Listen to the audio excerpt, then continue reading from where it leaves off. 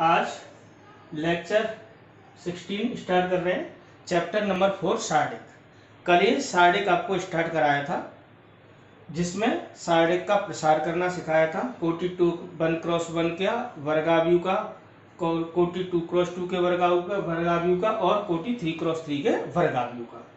आज इसी चैप्टर में एक नया टॉपिक लेकर आए हैं, उपसार्डिक और शैखंड। ये ढंग से समझना है उपसार्डिक और शैखंड क्या होता है। तो पहले बात करेंगे उपसार्डिक की, फिर बात करेंगे शैखंड की। तो उपसार्डिक माइनर। तो उपसार्डिक क्या होता है? जैसे ये हमारा कोई वर्गाव्यू है, ये देखिए किसी भी क्रम का है, m क्रॉस n, m पंक्ति है, m स्तंभ में, या समझ लो ऐसे समझ लो 3x3 का है। कोई सा हो सकता है। तो अगर इसको सॉल्व करोगे तो क्या आएगा? अवयवों को हम स्मॉल इसे व्यक्त कराते हैं। a11, a12, a13, a21, a22, a23, a31, a32, a33। तो उपसार्डिक क्या बनेगा?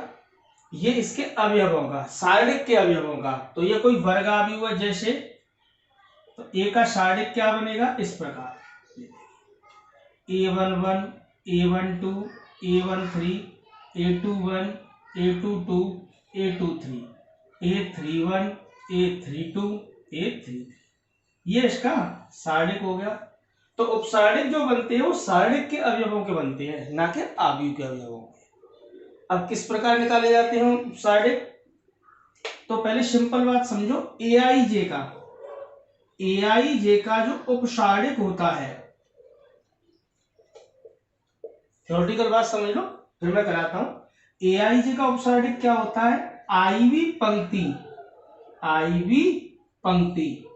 तथा जेवे स्तंभ, आईवी पंक्ति तथा जेवे स्तंभ को छोड़ने पर, आईवी पंक्ति तथा जेवे स्तंभ को छोड़ने पर बचा सार्डिक, क्या लिखा है? एआईजे का कोई भी अवयव हो, एआईजे, चाहे वो a11 हो, a12 हो, ये जैसे ये रखें, ये कोई सार्डिक है, ये इसके अवयव है। तो एआईजे का उपसार्डिक क्या होता है? आईवी पंक्ति तथा जेवे स्तंभ को छोड़ने पर बचा सार्डिक क्या कहलाता है? उपसार्डिक कहलाता है। उपसार्डिक कहलाता है। और एआईजे के उपसार्डिक को कैपिटल एम आई जे माइनर, कुछ किताबों में कैपिटल ए आई जे से भी लिख रखा है, तो कोई दिक्कत नहीं, आपको जैसा हो वैसा मेंशन कर देना। एम आई जे से व्यक्त करते हैं। ये देखिए,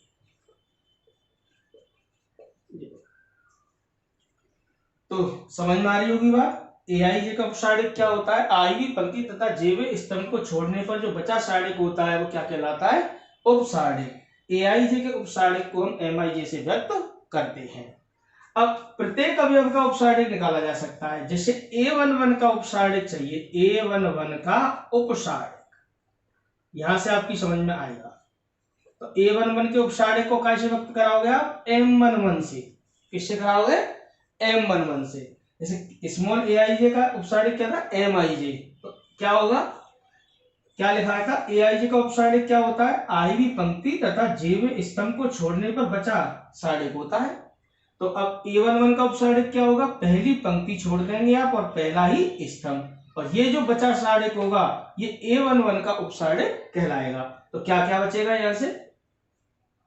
a22, a23, a32, a33। ये देखिए, ये आपकी समझ में आ रहा होगा। a11 का उपसार्डिक क्या होगा?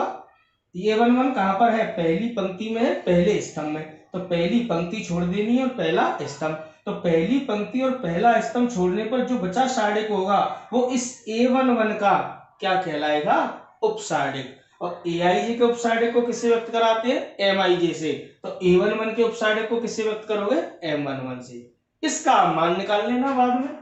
मान निकालना तो आता ही है, ऊपर का गुणा नीचे, A22 का गुणा A33 से माइनस A32 का गुणा A23 से, इस प्रकार इसको हल कर लेना। तो इसी प्रकार केवल एक अवयव का नहीं, प्रत्येक अवयव का यहाँ पर उपसारणिक ज्ञात किया जा सकता है। जैसे A12 का उपसारणिक, अब आपकी समझ में आएगा। A2 का उपसारणिक किस प्रकार निकालोगे, इसको M12 से व्यक्त करा दोगे। क्या करोगे, ये कहां पर है, पहली पंक्ति और दूसरा स्तंभ, तो पहली पंक्ति छोड़ देनी और दूसरा स्तंभ, क्या बचेगा A21 A23 A31 A33, इसको यहां पर लिख लेना है A21 A23 A31 A33। प्रसार कर लो, ऊपर का गुणा नीचे माइनस नीचे का गुणा ऊपर, कोई A21 A33 minus A31 A23, इस प्रकार। तो 3 क्रॉस 3 के सारणिक में 9 अवयव होते हैं, तो इसके 9 उपसारणिक बन जाएंगे, प्रत्येक अवयव का उपसारणिक बनता जाता है। तो ये आपकी समझ में आ रहा होगा। तो AI, ये ध्यान रखो, AIJ का उपसारणिक क्या होता है, आईवी पंक्ति को छोड़ देते हैं, जेवे स्तंभ को। आईवी पंक्ति तथा जेवे स्तंभ को छोड़ने पर जो बचा सारणिक होगा वो AIJ का क्या कहलाता है, उपसारणिक। समझ में आ रही होगी ये बात। अब बात करते हैं सहखंड की, कोफैक्टर की। तो इस सारणिक को मैं फिर लिख लेता हूं, सहखंड ज्ञात, सहखंड। ये देखिए, जैसे ये सारणिक था हमारा A11 A12 A13 A21 A22 A23 A31 A32 A33। अभी जो सारणिक था उसको मैंने पुनः लिख दिया। सारणिक को आप किसी वर्गावयु का सारणिक है तो ऐसे लिखा जा सकता है, सारणिक को डेल्टा से व्यक्त किया जा सकता है, ठीक है ना। तो आप ये किसी वर्गावयु का सारणिक है तो A का सारणिक है या B का सारणिक है, या फिर ऐसे लिख सकते हो डेल्टा करके। तो सहखंड के बारे में जानते हैं, सहखंड होते क्या है। सहखंड आप इसको ऐसे भी लिख सकते थे अभी, जैसे मान लो कोई वर्गावयु है तो उसका सारणिक क्या होगा, डिटर्मिनेंट ऑफ ए, या ऐसे ही व्यक्त किया जा सकता है। तो इसको समझो ये है क्या। अभी जो अभी के तरीके लिखना चाहते हो तो वैसे लिख लो, ये डेल्टा से भी व्यक्त किया जा सकता है। अब सहखंड क्या होते हैं ये समझो। कोफैक्टर, ये अभी AIJ का उपसारणिक क्या था, आईवी पंक्ति तथा जेवे स्तंभ को छोड़ने पर बचा सारणिक AIJ का उपसारणिक था। AIJ बोले तो इसका अवयव। अब सहखंड क्या होता है तो समझना, AIJ का सहखंड क्या होता है, AIJ का उचित चिन्ह के साथ, उचित चिन्ह के साथ, उचित चिन्ह के साथ जो उपसारणिक होता है ना, उपसारणिक जो अभी निकाला था, उचित चिन्ह के साथ उपसारणिक, उचित चिन्ह के साथ उपसारणिक इस AIJ का सहखंड कहलाता है, सहखंड कहलाता है। इसे आप CIJ या FIJ से व्यक्त करते हैं। कैपिटल AIJ से भी व्यक्त किया जा सकता है, अब जैसा हो वैसा मेंशन कर देना। वैसे बुक में आपको FIJ से दे रखा होगा, NCERT में आपको कैपिटल AIJ से दे रखा होगा, RBSC में आपको FIJ से, कुछ कैपिटल AIJ से, तो उससे कोई फर्क पड़ता नहीं है, जैसा हो वैसा मेंशन कर देना। AIJ के उपसारणिक को कैसे व्यक्त करते थे, MIJ से, और AIJ के सहखंड को किससे व्यक्त करते हैं, FIJ, ये लिखना चाहो लिख लो, AIJ के सहखंड को, सहखंड को, AIJ के सहखंड को आप किससे, CIJ या FIJ से व्यक्त करते हैं। ये आप दिमाग में रखना। क्या लिखाया है थोड़ा सा देखना। AIJ का सहखंड क्या होता है, उचित चिन्ह के साथ, उचित चिन्ह के साथ जो उपसारणिक होता है उसको ही सहखंड कहते हैं। अब ये उचित चिन्ह क्या है, तो ऐसे समझ लो AIJ का जो सहखंड होगा, जब मैं फॉर्मूला लिख रहा हूं इसका, AIJ का जो सहखंड है तो क्या होगा, इसको आप FIJ कह लो या CIJ, ये फॉर्मूला होता है -1 की पावर I प्लस जे। क्या होता है, -1 की पावर I प्लस जे और MIJ। ये समझिए, -1 की power I plus J M I. समझ में आ रही होगा? अभी समझ में आ जाएगी। जैसे सपोज करो A11 का उपसारिक तो ये था, अब हमें A11 का शेखंड निकालना है। ये देखिए,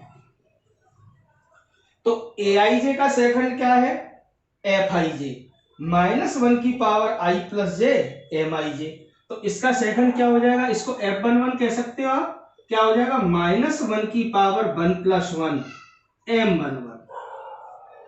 जो अभी A11 का उपसारिक निकाला था उसके साथ ये चिन्ह लगाना है, मतलब सभी उपसारिकों के साथ ये उचित चिन्ह लगाना है, ये वाला माइनस 1 की पावर i प्लस जे, और उचित चिन्ह के साथ जो उपसारिक बनेंगे वही कहलाते हैं शेखंड। समझ में आ रही होगी मैं क्या कह रहा हूं? अब इसका मान क्या हो जाएगा? माइनस 1 की पावर 1 प्लस 1 2 प्लस की हो जाएगी, और M11 का मान जो ये वाला है वो यही आ जाएगा। इसी प्रकार यदि आप A12 का शेखंड निकालोगे, ये देखिए A12 का शेखंड निकालोगे तो क्या आएगा? F12। क्या आएगा फॉर्मूला? फिर वही Aij का शेखंड क्या था? Fij। फॉर्मूला क्या था? माइनस 1 की power i plus J Mij। तो A12 का शेखंड क्या आएगा? माइनस 1 की पावर 1 प्लस 2 M12। ये देखिए एक तरीके से क्या हो जाएगा, यहां तो माइनस की पावर सम थी, प्लस ही रहेगा, यहां पर माइनस की घात विषम है तो क्या हो जाएगा? माइनस हो जाएगा। मतलब एक तरीके से यहाँ पर A11 का जो उपसारिक था वैसा ही शेखंड निकल के आ रहा है, लेकिन A12 का जो उपसारिक था यहाँ पर A12 का शेखंड उसका ऋणात्मक हो रहा है। क्यों? क्योंकि इसके माइनस 1 की पावर 1 प्लस 2 करोगे तो क्या आएगा? माइनस की पावर 1 की पावर 3, जो की वैल्यू हो जाएगी नेगेटिव। तो केवल इस चिन्ह का ध्यान रखना है, ये चिन्ह जो लगा देते हैं उपसारिक के साथ उसी को कहलाता है, वही कहलाता है शेखंड। समझ में आ रही होगी ये बात? दो चिन्हों का हम यहाँ पर विशेष याद रखेंगे। एक बात आपको स्पेशल बताने जा रहे हैं, वो ध्यान से समझना। दो प्रमेय समझनी है यहाँ पर। तो उपसारिक और शेखंड निकालना आपकी समझ में आ रहा होगा, इसमें कहीं कोई दिक्कत नहीं है। तो दो बातों का यहाँ पर हम याद रखेंगे और फिर उसके बाद इसको आगे देखेंगे कौन सी बात।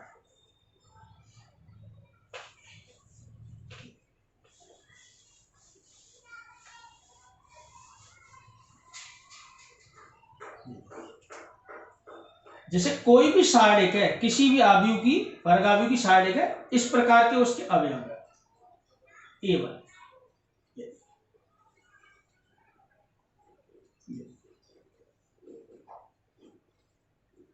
ये और मान लीजिए इसके जो शेखंड निकाले हैं हमने, प्रत्येक अवयव के शेखंड कोफैक्टर, वो इस प्रकार के निकाले हैं शेखंड।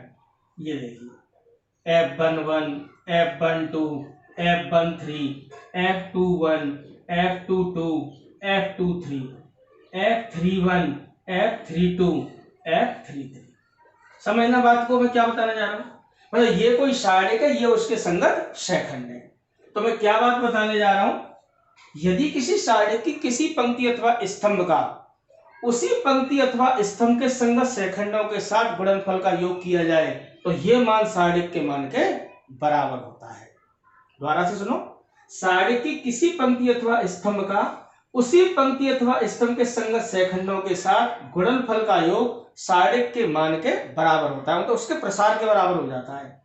जैसे आपने R1 के तो अवयव लिए और इसी R1 के संगत शेखंड ले लिए, इनके गुणनफल का योग किया तो ये मान सारणिक के मान के बराबर आएगा। एक तरीके से R1 के सापेक्ष सारणिक का प्रसार हो जाएगा।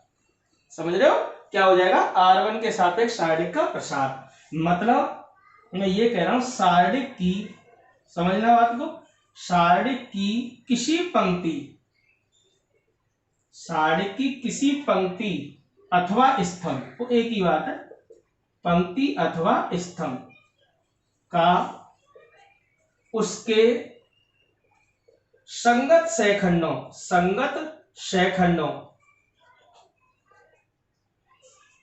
के साथ गुणनफल का योग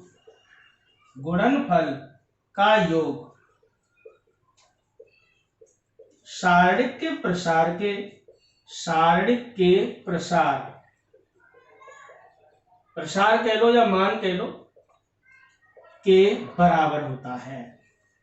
ये बहुत इंपॉर्टेंट बात है, और वैसे भी हम डायरेक्ट प्रसार करते हैं यही होता है। जैसे मान लो आपने R1 के अवयव लिए, R1 के शेखंड ले दिए, A11 F11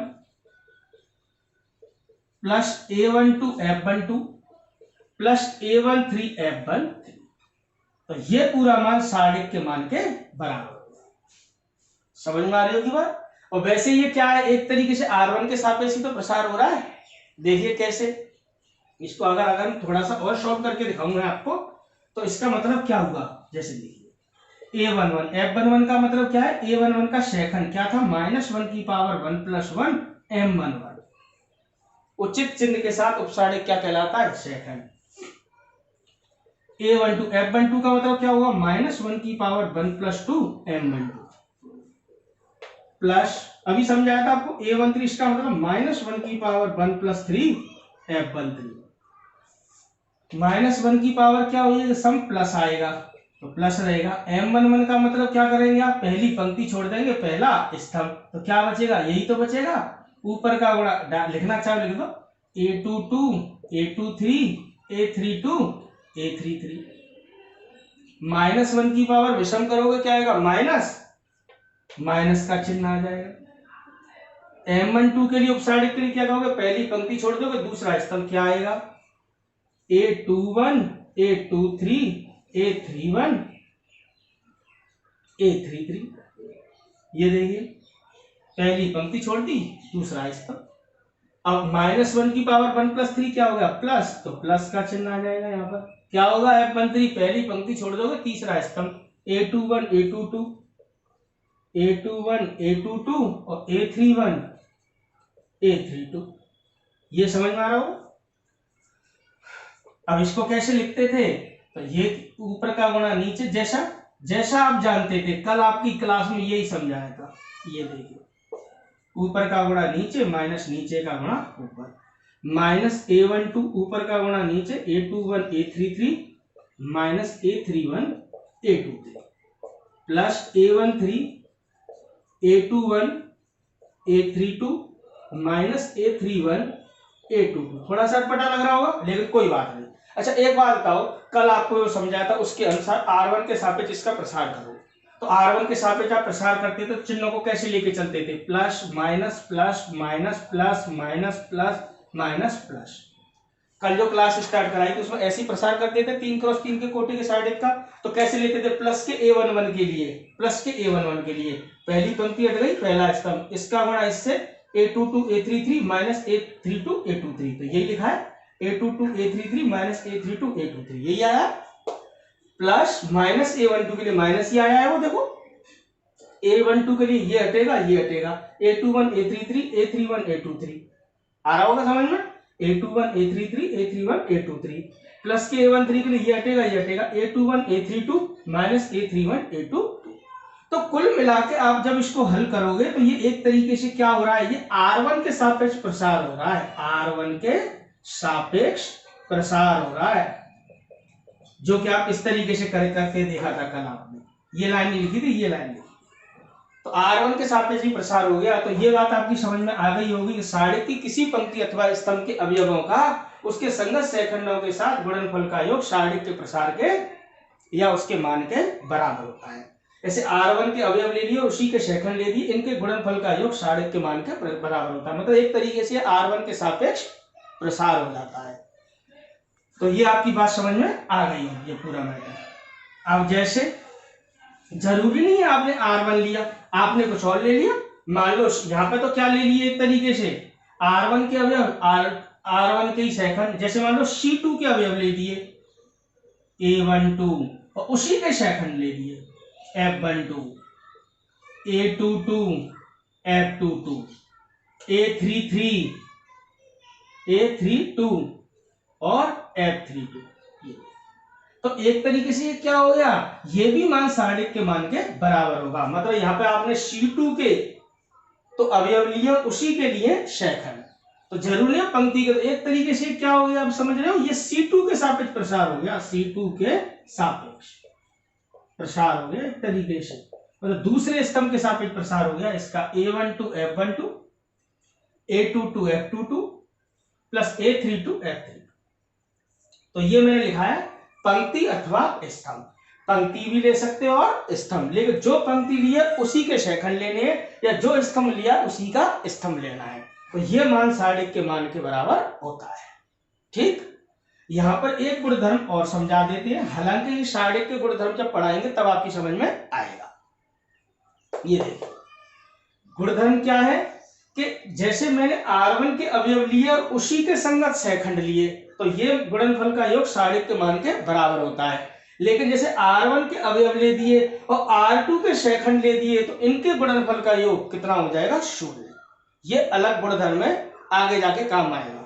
तो ये भी नोट करके चलना यहाँ पर, जैसे R1 के अवयव लिए और R2 के शेखंड ले दिए, R1 के शेखंड नहीं लिए, जैसे A11 F11 plus A12 F12 plus A13 F13 नहीं किया, A11 F21 A12 F22 A13 F23, इनके गुणनफल का योग सारणिक के मान के बराबर नहीं आएगा, इनके गुणनफल का योग क्या आएगा? 0। तो ये भी आप ध्यान रखना, ये जो बात बताने जा रहे हैं कि सारणिक की किसी पंक्ति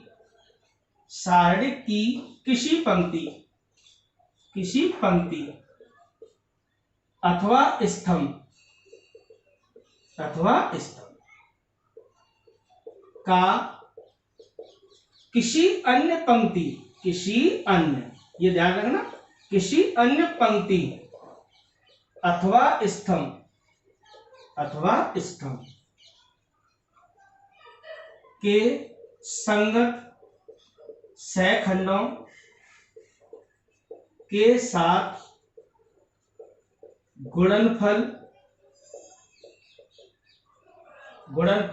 का योग क्या होता है? 0 होता है। ये आपके दिमाग में आना चाहिए। सारणिक की किसी पंक्ति अथवा स्तंभ के अवयवों का या उनका किसी पंक्ति अथवा स्तंभ का या उनके अवयवों का किसी अन्य पंक्ति अथवा स्तंभ के संगत शेखंडों के साथ गुणनफल का योग 0 होता है। जैसे R1 के अवयव ले लिए और शेखंड R1 के नहीं लिए, शेखंड किसके ले दिए?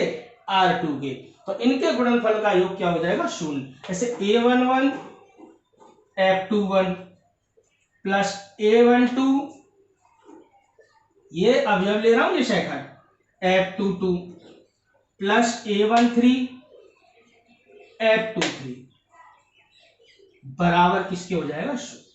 A11 F21 A12 F22 और A13 F23। तो ये एडवांस में बात बताई गई है, हालांकि ये आपकी समझ में आना चाहिए। सवाल यहाँ से आएगा आपका, सारणिक की किसी पंक्ति अथवा स्तंभ का उसके संगत शेखंडों के साथ गुणनफल का योग सारणिक के मान के बराबर होता है। और क्यों होता है ये मैंने आपको ढंग से समझा दिया, एक तरीके से उसका प्रसार हो जाता है। तो इसके ऊपर एक सवाल लेकर चलते हैं, देखते हैं।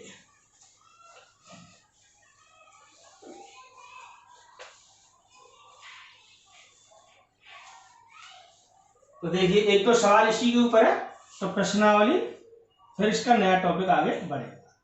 तो प्रश्नावली वही 4.1, देखिए क्वेश्चन इसमें एक दो इस प्रकार के दे रखे हैं। क्या कहा है वो क्वेश्चन जरा समझना।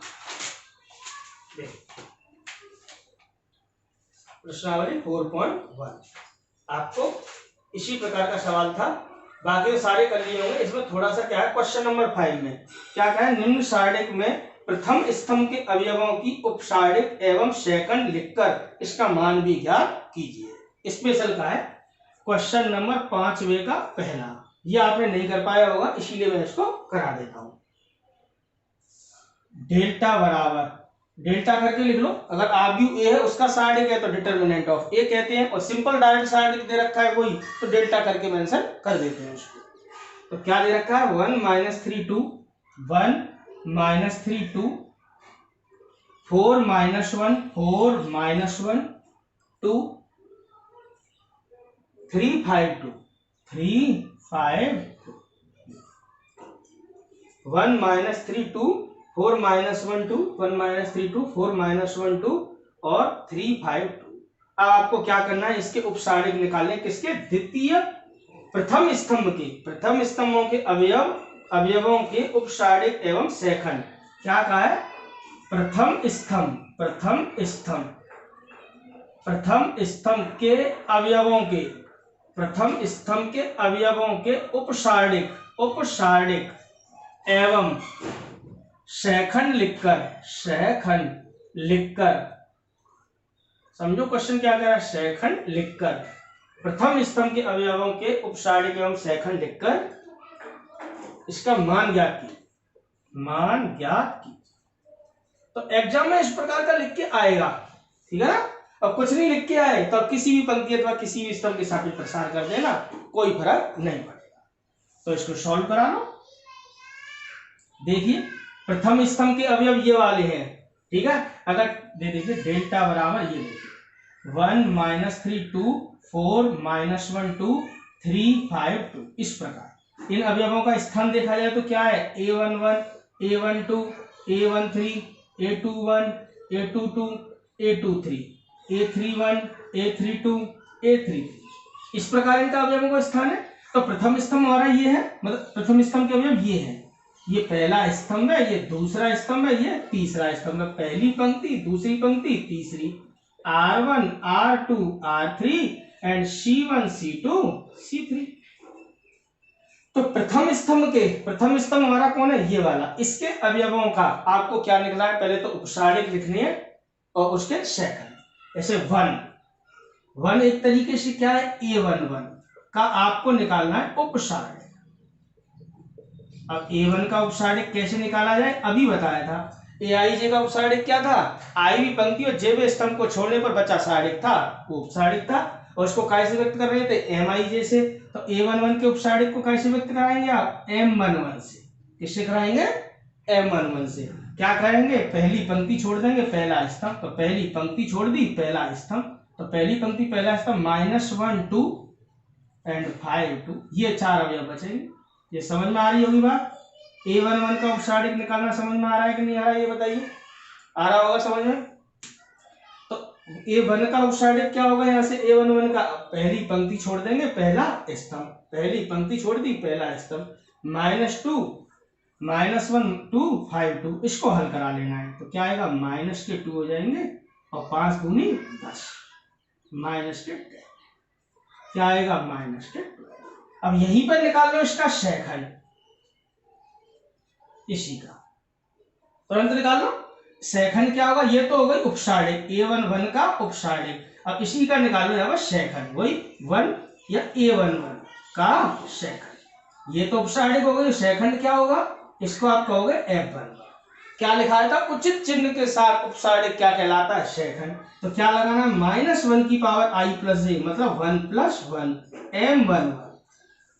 -1 की पावर क्या हो गई, 1 और 1 2 सम प्लस हो गई, M11 है। ऐसे ही M11 का मान आपने पहले निकाल ही रखा है, कितना है, -12। तो क्या आएगा, -12। समझ में आ रहा। अब इसी प्रकार पहले स्तंभ के निकालने, अब कौन सा है, चार वर्ड, तो A21, तो इनके निकाल लो। ये देखिए, तो A21 का उपसारिक, A21 का उपसारिक क्या आएगा, यहां से निकालेंगे M21।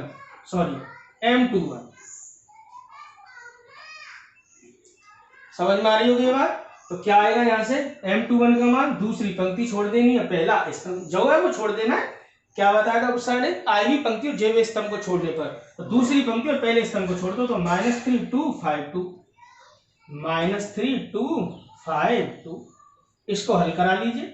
माइनस के 6 हो गए, नीचे हल करा देते, -6 -10, क्या आ गया, -14।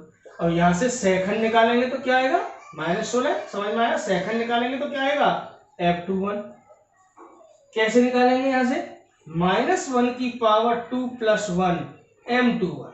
ये माइनस की पावर कितनी हो गई है, विषम, क्या आया, माइनस। M21 का मान कितना है, -16, तो माइनस माइनस क्या हो गया, प्लस। तो ये शेखंड निकालना समझ में आ रहा है। ये मैं डायरेक्ट निकाल दिया, यहाँ A11 का उपसारिक है और ये क्या है, शेखंड। ऐसे यहाँ A21 का, ये आपके उपसारिक, A21 का मतलब समझ लो 4 का, ये पूरा शब्द लिखना चाहो लिख दो, 4 का मतलब A21। ऐसे उपसारिक निकल गया। अब किसका निकालना है, 3 का, पहले स्तंभ के अवयवों का लेना है। अब 3 का मतलब A31, 3 का मतलब A31 का उपसारिक, कैसे निकालोगे इसको, क्या पढ़ोगे आप, M31। कैसे निकालना है, तीसरी पंक्ति छोड़ देनी है, पहला स्तंभ, तीसरी पंक्ति पहला स्तंभ, -3 2 -1 2, -3 2 -3 2, तीसरी पंक्ति दिखाए, तीसरी पंक्ति पहला स्तंभ, तीसरी पंक्ति पहला स्तंभ, -3 2 -1 2। इस प्रकार सरल करा लेना है इसको। माइनस के 6 माइनस माइनस माइनस +2 हो जाएगा, क्या आएगा -4। और शेखंड निकालने का क्या फॉर्मूला पढ़ा था उसको मत भूल जाना। शेखंड का क्या लिखोगे, F31 क्या आएगा -1 की पावर 3 + 1 M31। -1 की पावर तो प्लस ही रहेगी और M3 का मान कितना है -4, तो क्या आएगा ये -4, प्लस माइनस माइनस ही रहेगा। तो ये समझ में आया होगा। तो 1 का उपसारिक क्या निकला -12 और शेखंड भी -12। 4 का उपसारिक क्या निकला -16, लेकिन शेखंड क्या हो गया +16। 3 का उपसारिक क्या निकला यहाँ पर -4 और शेखंड क्या निकला -4। तो ये आपकी समझ में आ गए होंगे। अब हमें क्या करना था, इसमें पूरा सवाल ये था कि प्रथम स्तंभ के अवयवों की उपसारिक और शेखंड लिखकर इसका मान ज्ञात कीजिए। तो आपने आपको पहले बता रखा था, क्या पढ़ा रखा था कि सारणी की किसी पंक्ति अथवा स्तंभ के अवयवों का या किसी पंक्ति अथवा स्तंभ का उसके संगत शेखंडों के साथ गुणनफल का योग सारणी के मान के बराबर होता है। तो बस आपको क्या करना है, प्रथम स्तंभ के अवयव लेने, उसी के ले लेने शेखंड, तो सारणी का मान लिख दीजिए। ये निकालना समझ में आया कि नहीं, ये आप दिमाग लगाना, उपसारिक और शेखंड। उपसारिक में तो कुछ नहीं करते, AIJ का उपसारिक आई भी पंक्ति और जे स्तंभ को छोड़ने पर बचा सारणी होता है, और शेखंड क्या होता है उचित चिन्ह के साथ उपसारिक क्या कहलाता है शेखंड। तो इसका मान निकालना कितना आसान है वो समझिए। तो क्या कह रहा है, प्रथम स्तंभ के अवयव और उसके शेखंडों का प्रयोग करके सारणी का मान, तो डेल्टा बराबर प्रथम स्तंभ के अवयव ये लेने A11 और इसी के शेखंड F11 plus A21 F21 plus A31 F31। ये देखिए इसके वैल्यू लगा देनी है। A11 का मान कितना था 1, अभी इसका संगत शेखंड का मान कितना निकाला था आपने ध्यान दो, -2 माइनस के 10 क्या आया था -12, क्या आया था -12, तो -12 अभी निकाला था। A21 का मान कितना है +4, लेकिन F21 का मान अभी निकाला है -16। ये देखिए A31 का मान कितना है 3 और A31 का शेखंड क्या निकाला है F31 -4। ये देखिए शेखंड अभी जो निकाले, मतलब क्या क्या लेना है, A11 F11 अभी निकाली थी वैल्यू, A21 F21 और A31 F31। तो ये अभी ये तो मैंने इनके स्थान है अवयवों का, A11 A21 A31 इनके ले लिए शेखंड, और इनके गुणनफल का योग सारणी के मान के बराबर होता है। इसको हल करा दीजिए, -12 16 चौके 64 माइनस के 12, 64 ऐसे ही -12 माइनस के हो गए 24, और 64 में से 24 के कितने बचे 40। ये रहा हमारा आंसर। तो मुझे लगता है ये बात समझ में आई हो। तो क्लियर है ये पूरा उपसारिक और शेखंड समझ में आ रहा होगा। तो ये टॉपिक हमारे यहाँ पर क्लियर है। अगर वो डायरेक्ट कहता है कि मान ज्ञात कीजिए तो आपको कहीं कोई दिक्कत नहीं है, डायरेक्ट ही उसको किसी भी पंक्ति अथवा किसी भी स्तंभ के सापेक्ष प्रसार कर दीजिए। और ये क्या हुआ है, एक तरीके से ये कुछ नहीं है, C1 के सापेक्ष प्रसार ही हुआ है। कल जो आपको बताया था चिन्ह कैसे लिए थे, प्लस माइनस प्लस, तो वही चीज आती है प्लस माइनस प्लस, और सरल कराओगे तो यही रिजल्ट आएगा। आप प्रसार करके देख लेना, यही आएगा C1 के सापेक्ष, C1 के सापेक्ष ही प्रसार हुआ है ये, और कोई नई बात नहीं हुई इसमें। तो समझ में आ रहा है उपसारिक और शेखंड। तो अब इसके बाद इसमें पहली प्रश्नावली 4.1 यहाँ पर हमारी लगभग कंप्लीट है। इसका एक क्वेश्चन और देखते हैं जो कि आपने करके देखा होगा, थोड़ा सा कठिन।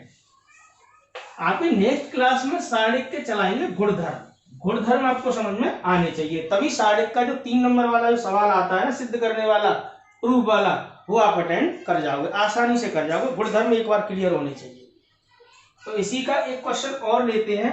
क्या कह रहा है, क्वेश्चन नंबर 7, 5 और 6 तो आपने कर लिया, 5 तो मैंने कराई दिया, सेकंड पार्ट सेम है, वैल्यू बेस्ड कांस्टेंट नहीं है, ABC इस प्रकार दे रखी है। 6 क्वेश्चन आपसे कल कराई दिया था, या सीधा सीधा मान ज्ञात करना है। क्वेश्चन नंबर देखते हैं 7, क्या कह रहा है, सिद्ध कीजिए कि सिद्ध कीजिए कि, ये क्वेश्चन समझ लो, सिद्ध कीजिए कि, ये देखिए क्या कह रहा है, 1ab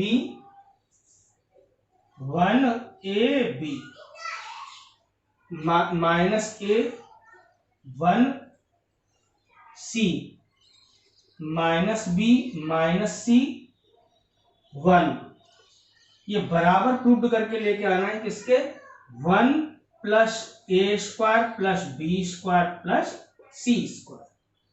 ये तो आपको तो LHS लेनी है, क्या है, 1ab minus a 1c minus b minus c 1। देखिए यहाँ पर तो ये डायरेक्ट आप इसका प्रसार कर दोगे रिजल्ट आ जाएगा, लेकिन आने वाले क्वेश्चनों में साइड का मान किसी दिए गए मान के बराबर सिद्ध करने के लिए हम उसके गुणधर्मों का प्रयोग सिखाएंगे तुम्हें, क्योंकि अभी आप गुणधर्म नहीं जानते हैं, इसीलिए हम इसको डायरेक्टली हल कर दे रहे हैं। कल की क्लास में, नेक्स्ट क्लास में जब आपको आएगा तो आपको साइड के गुणधर्म सिखाए जाएंगे, और एक बार गुणधर्म क्लियर हो गए तो फिर आपको प्रूफ करने वाले सवाल जितने भी हैं वो आसानी से हल कर पाओगे। तो ये मैं डायरेक्टली हल कर देता हूं, रिजल्ट ये लेके आना है, ये दे रखा है 1ab माइनस a 1c और माइनस b माइनस c 1। तो इसको कैसे प्रूव करेंगे आप, सिंपल, किसी भी पंक्ति अथवा किसी भी स्तंभ के सापेक्ष इसका प्रसार कर दीजिए।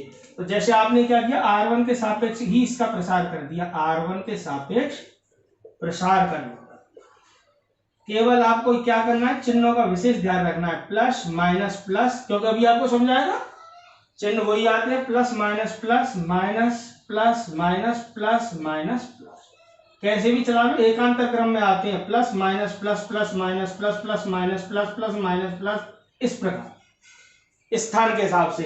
ये a1 1 है, 1 और 1 को जोड़ोगे सम आएगा तो माइनस 1 की पावर 1 प्लस 1, सम आएगा तो प्लस, माइनस 1 की पावर विषम आएगा 1 प्लस 2 तो माइनस।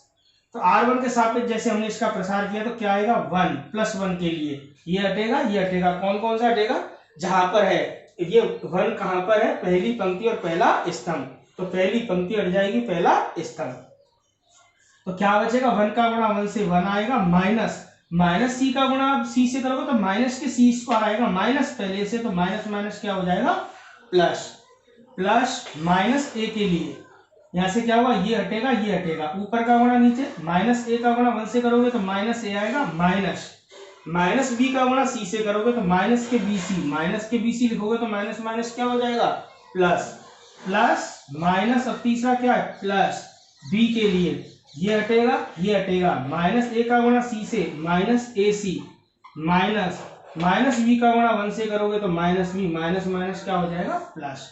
तो यहां से क्या आया, 1 प्लस c स्क्वायर, 1 का गुणा करोगे तो यही रहेगा, इसको हल करो, माइनस a का गुणा माइनस a से होगा तो प्लस के a स्क्वायर आएगा, माइनस a का गुणा bc से होगा तो माइनस के abc आएगा, ये प्लस के b का गुणा माइनस के ac से होगा तो वही माइनस के abc, ऑर्डर बना के लिख दिया है, abc प्लस इंटू माइनस क्या आएगा, माइनस, और b का गुणा जब b से होगा तो क्या आएगा, प्लस के b स्क्वायर, यहाँ पर क्या होगा, abc से abc कैंसिल हो जाएगा, रिजल्ट क्या बचेगा, 1, इनको ऑर्डर में लिख दो, a square plus b square plus c square, ये क्या आ गई आपकी राइट हैंड साइड। समझ में आ गई होगी ये बात अच्छे से, तो साइड का मान सीधा सीधा सिद्ध करवा लिया है। तो प्रश्नावली 4.1 के मुझे लगता है सारे क्वेश्चन आपके कंप्लीट हैं। आज का टॉपिक तो मेन फोकस हमारा क्या था, उपसारक और शेखंड। तो इस पूरे लेक्चर में आपको उपसारक और शेखंड निकालना समझ में आया होगा, किताब में भी दे रखे हैं, किताब नहीं है तो कोई दिक्कत नहीं है, मैं कठिन सारे सवाल करके चल रहा हूँ, टॉपिक आपके क्लियर होने चाहिए।